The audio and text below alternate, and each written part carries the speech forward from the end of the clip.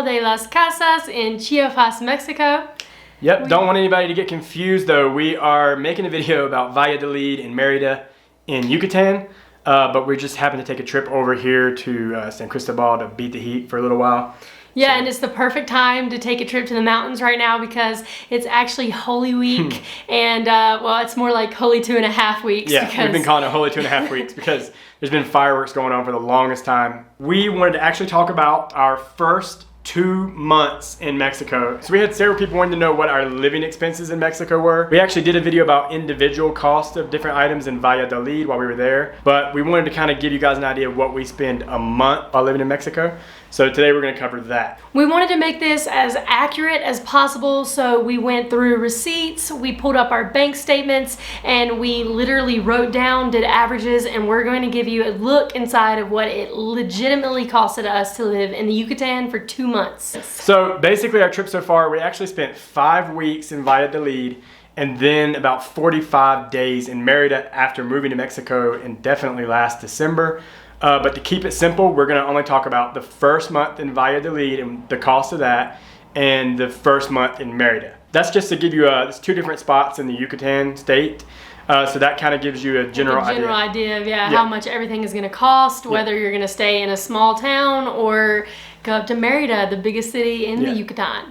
But it's not always going to be equal everywhere. Basically, an hour and 20 minutes east of Valladolid is places like Tulum and Playa del Carmen, where you're going to find jacked up prices that are way more than this, and we spent way too much just a couple days of visiting Tulum. Anywhere that economy is completely based on tourism, you're going to pay a lot more. So we're going to cover 5 main categories that are really important. They're basically necessities, and that is rent and utilities, transportation, eating out and drinking out, which we do quite a bit, and then also groceries and other essentials like laundry and things like that. It's important to note though that this varies widely. You can do this on a shoestring budget, or you can live here super lavishly. People do both and everything in between, so we're going to cover a little bit of that based on what we've heard from other people, not just our budget, and let you guys know what other people are spending as well here.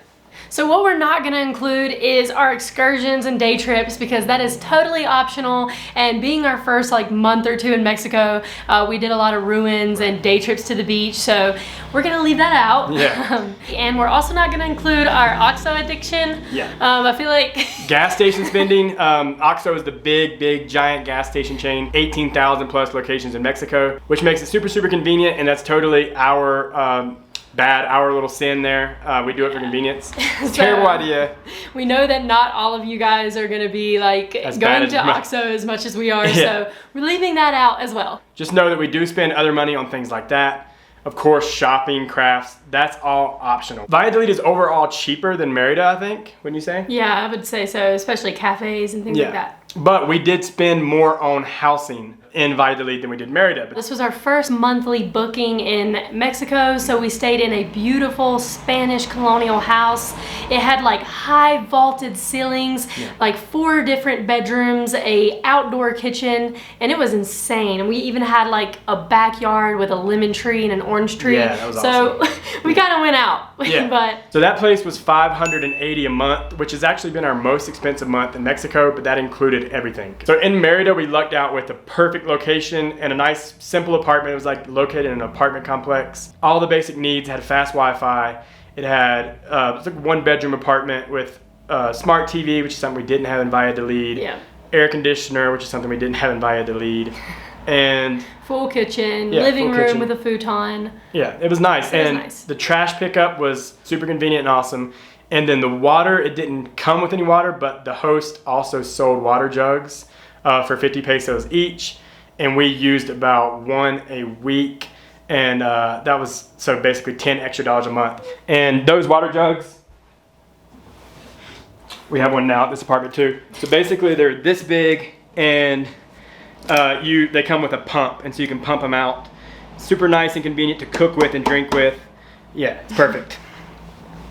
Yeah, definitely. Those are a necessity because you're not really supposed to drink the tap water. Yeah. Some people even brush their teeth with it, but yeah, we brush our teeth with the tap water. Not everybody does, and then we just rinse it out. But our ultimately favorite thing about the apartment in Merida was definitely the location. Yeah, absolutely. The location was great. It was located in the Santa Ana neighborhood, which we were just a block away from Paseo de Montejo, which is a large street modeled after the Paris Boulevard, and they had cafes, restaurants, coffee shops, and also large sidewalks to get exercise on. It was great. Yeah. And then, not to mention, we were only one direction, a 15-minute walk from Walmart, and then on the other side, we were a 15-minute walk to the city center. Yeah, our total cost for the month there was $520 plus about $10 a month for the water. So $530 is our total cost for Merida so far. We sort of developed a criteria when booking what we look for. Yeah, absolutely. The main thing we prioritize is strong Wi-Fi. Yeah. We have to have strong Wi-Fi because we both work online. Yeah. So that's a necessity. Strongest possible Wi-Fi, so we just check the reviews to see if they mention it, and if they don't, we message the host and just confirm that they have some decent Wi-Fi. Yep, and then of course walkability is a major criteria for us because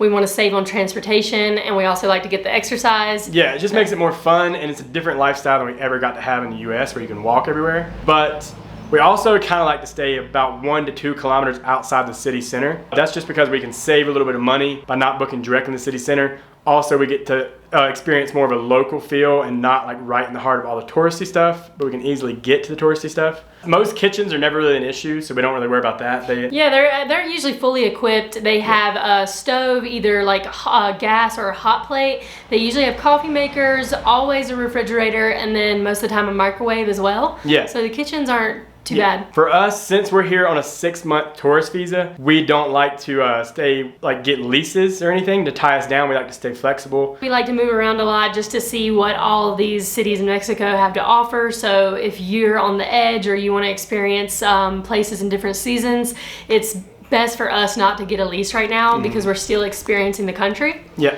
which is why we're booking only on Airbnb or Marketplace, things that come with all utilities covered, so we're not having to set up Wi-Fi or trash pickup. Once we, more permanently find a place we want to put roots down in, then we'll get further out of the city.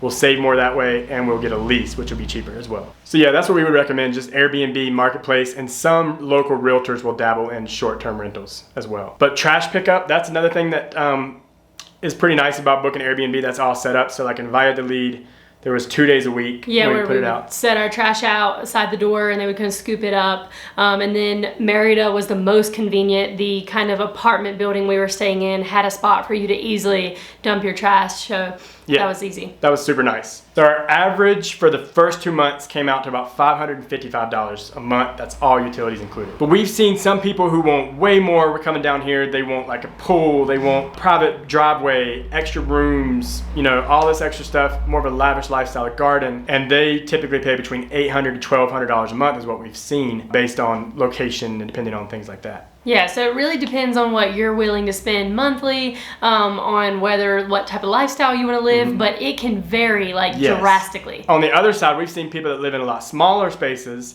like what we used to live in back in the US, like 350 square foot studios, further outside the city, and they pay as low as like $250 to $300 a month. And I'm sure that number goes up or down the more digging you do, and if you're willing to get a lease and be further outside the city and do some shopping around with realtors and different things like that. A few things you can do right now is look up apartment tours in Merida or any other city in Mexico on YouTube. Apartment or house tours, those are pretty awesome and gives you a general idea of what all houses can come with. We've seen some awesome ones for like in the $1,000 range that have your own private swimming pool and everything else. Yeah, patios. So really it just depends. Yeah. And also another thing we recommend too, if you're already here or before you even come here, is to go on Facebook and join one of the, like digital nomad or expat groups of people who already live in the city you're looking to visit, because they post and give a lot of great information on there that can help you decide where you want to move and how much it's going to cost. Those have been super helpful, and I'm sure they have them for cities all across Mexico. You can actually go in there and use the search bar to look for specific topics that have already been discussed or ask your own questions. So those are really helpful. We didn't spend a lot on transportation in Valladolid because number one, it's kind of a small town. Everything is really walkable. And number two, the taxis are really affordable. They basically anywhere inside the city limits start at about 30 pesos, which is only like $1.50. Yeah, that's the average. Yeah, about $1.50. We only spent about $20 total in our first month on taxis. That's just because we loved walking everywhere. It's a super, super walkable city. And so if you get a decent location, or if you can book an Airbnb that comes with a bike, you're really set and you're really not going to need to taxi anywhere unless you're doing excursions outside the city. Absolutely. So that takes our total up in Valladolid to $600 for the month. So in Merida, we spent a bit more on transportation, basically for three main reasons that we came up with here. One is there's Uber in Merida. Uber is super convenient, Yes. so we used it a lot. It's just too convenient. Two, because the city's obviously bigger and more spaced out, and that gives you North Merida area, which is where all the shopping malls are at. It's not walkable, it's nowhere close to the city center, and we went there quite a bit for all the shopping malls and that different type of lifestyle. And our third reason was definitely the heat. Yeah. It started getting really, really hot. Yeah, it started getting really hot, so sometimes it was easier to just hail a cab or call an Uber. Yeah. But luckily the Ubers and taxis there were super affordable. We never paid more than $5 for an Uber, but the typical range was about 30 to 40 pesos or $1 to $2, 30 to 50 pesos. So it was really, really affordable Ubers and taxis in Merida as well. Yeah, absolutely, for sure. And lastly, you can rent bikes. That ranges from about $6 to $12 a day for bike rentals, or about $1 an hour. So that's also a quick way to get around town if you want to do that. So total, Merida, on transportation, we spent $60 that first month. So we've been eating out about 5 times a week here, and that's mostly because it's really affordable versus the US. We were never able to eat out this much, and also the food is extremely delicious. Yes. Well, we went through all of our bank statements and old receipts, and we took an average of 10 times eating out in Valladolid and 10 times eating out in Merida, and we got the average cost. And now we always ordered each a drink and each an entree. Sometimes appetizers. Yeah, we often ordered appetizers. And this is not fast food restaurants. It's strictly like sit-down restaurants. But we did occasionally go to street vendors, but we're not including that in the average. We'll talk about that later. So our average in Valladolid was $14.70 after 10 restaurant visits. That makes our monthly cost of eating out in Valladolid about $294. We'll just round up to $300 to make it easy. And then we also spent about $30 on street food our first month in Valladolid. Desserts like marquesitas and churros, they usually average about $1 to $2 per order. And then we ate a lot of tacos, hamburguesas, and hot dogs and things like that. And those usually average from about 50 cents to $1.50. So that equaled up to about $30 for that first month. So our month in Merida was a little bit more expensive. We averaged about $18.50 per restaurant visit. So that takes our total to about $370 for the month. But you have to add on $30 for all the street food that we ate. On top of eating out about 5 times a week, we actually go get drinks every single day in Mexico. It's something we still do. It's just an awesome way to socialize and get out and enjoy ourselves. And the culture here is awesome for that because you can order 1 drink each and sit there for an hour or 2 and you don't get rushed out the door at all. So that's something we do every day, whether it's morning coffees or some alcoholic beverages at night. We always go out at least once a day for drinks. Our coffees in the morning, like we get a cafe con leche, it's coffee with milk, and that usually averages from about 20 to 30 pesos, about $1 to $1.50. We average about $5 a day on drinks. A lot of days we did less than that, but some days we had a little bit too many tequilas and stuff. But yeah, so that's $150 extra a month that we spend on just going out for drinks. Now in Merida, our average went up to about $7 a day or $210 a month because of the frappes. The damn frappes. They're so good. We found a coffee shop a couple blocks away from us that made the best frappes. Yeah. So that was like an addiction. Yes, and those were about $2.50 each. So now moving on to groceries. In Valladolid, we spent about $120 on groceries.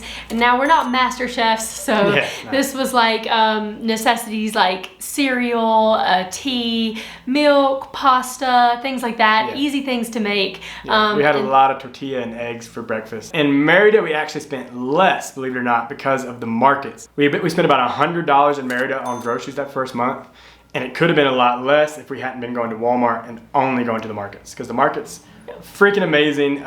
The markets have everything you need. Yeah. Tons of fruits and vegetables. Yeah, the growing season is obviously amazing down here with the warm climate. So you can always get everything grown locally, and it keeps the prices way down. And the demand is not as high because there's so much of it, and it grows. It's not having to be imported. So it's super fresh, super delicious, and super affordable. If you saw our last video, we were not taking our underwear into lavanderias. The backstory on that is actually quite hilarious. We actually are now taking our underwear to lavanderias. And now we love lavanderias. Yeah, they're amazing. They take your underwear, Yes. trust us, we did it. Thanks to you guys' comments saying no, it's okay. Here's how it started. In Colombia, a couple years ago, we tried to take all of our clothes with underwear mixed in to a lavanderia, and we were rejected.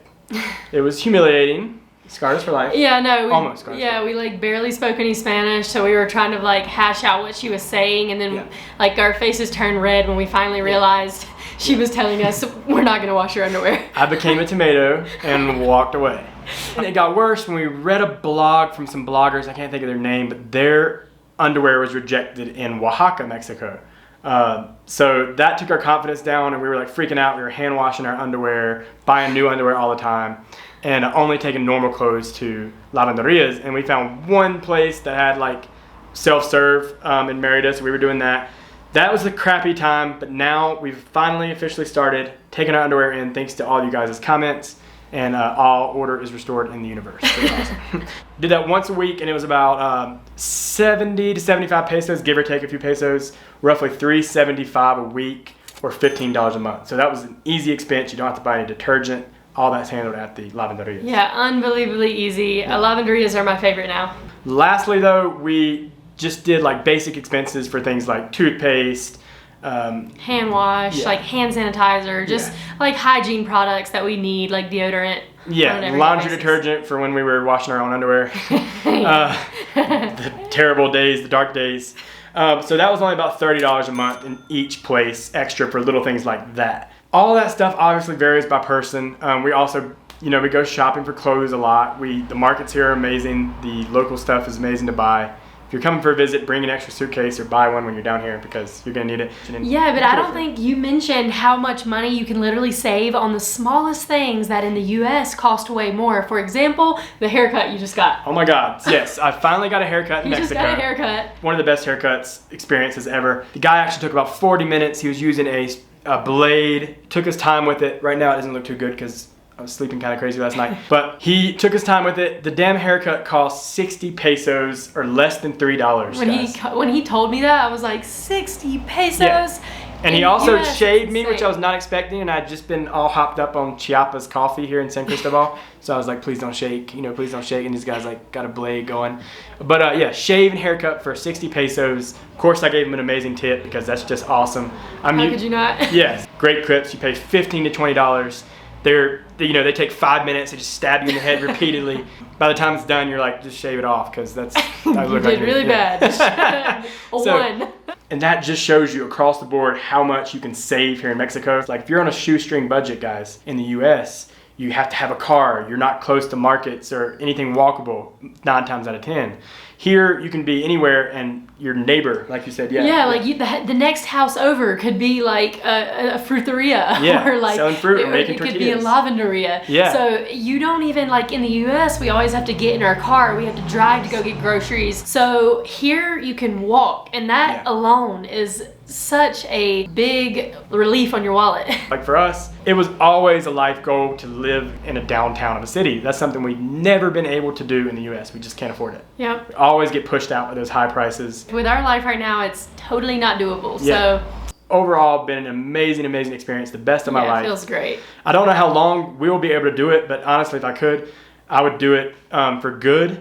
But remote work changes online. But for you people that are retired and everything like that and are on the fence, everybody's different. I completely 100% recommend it. Yeah, same for me too. If you have any questions for us about life here, anything that we can answer, drop those comments in the comment section below. We're thinking about doing a Q&A video of all the questions that you guys have had for us. And of course, we're still gonna do a video about how we make money virtually here in Mexico. So subscribe to our channel so you don't miss any content and set that notification bell.